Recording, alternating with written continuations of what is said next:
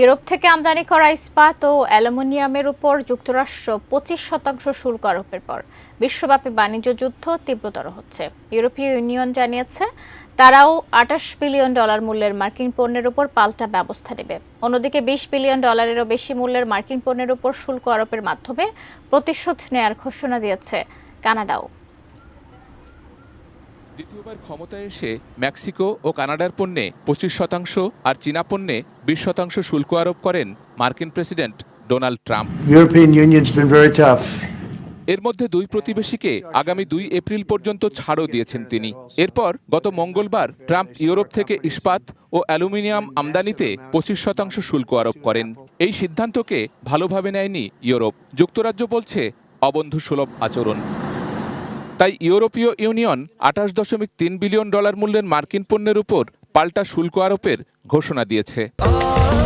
স্বাস্থ্যকর all time family cake, সব সময় অল টাইম হেলদি লাইফ। ইউরোপীয় কমিশনের সভাপতি উর্সুলা ভন ডার লিয়েন বলেছেন, এমন প্রতিক্রিয়া দেখানো ছাড়া অন্য পথ ছিল না। They are bad for business and worse for consumers.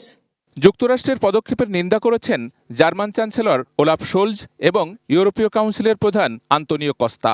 The world is looking at Europe. British প্রধানমন্ত্রী কিয়ের স্টারমারও বলেছেন, যুক্তরাজ্য সমস্ত বিকল্প টেবিলে রাখবে এবং একটি বাণিজ্য চুক্তির জন্য চাপ অব্যাহত থাকবে। And we will never choose. ওদিকে ট্রাম্প 2 এপ্রিল পর্যন্ত ছাড় দিলেও ছেড়ে দিচ্ছে না কানাডা। $20 বিলিয়ন বেশি মূল্যের মার্কিন পণ্যের উপর শুল্ক বসাচ্ছে তারা। বুধবার এই ঘোষণা দিয়েছে যুক্তরাষ্ট্রে ইস্পাত ও অ্যালুমিনিয়ামের সবচেয়ে বড় সরবরাহকারী এই দেশটি। ট্রাম্প বিশ্বাস করেন শুল্ক সকল রোগের মহৌষধ। তিনি মনে করেন এই হাতিয়ার ব্যবহার করে তিনি যুক্তরাষ্ট্রের উৎপাদন সক্ষমতা বাড়াতে পারবেন। গুরুত্বপূর্ণ বিরোধ আলোচনায় প্রতিপক্ষ রাষ্ট্রকে করতে পারবেন নতজানু। আর বাণিজ্য ভারসাম্য পুনরুদ্ধারের মাধ্যমে আয় বাড়িয়ে মার্কিনীদের ওপর থেকে করের বোঝা হ্রাস করতে পারবেন। যদিও এ কারণে দুনিয়া জুড়ে প্রতিযোগিতার আবহ একরকম বাণিজ্য যুদ্ধে রূপ নিচ্ছে বলে আশঙ্কা করছেন বিশেষজ্ঞরা।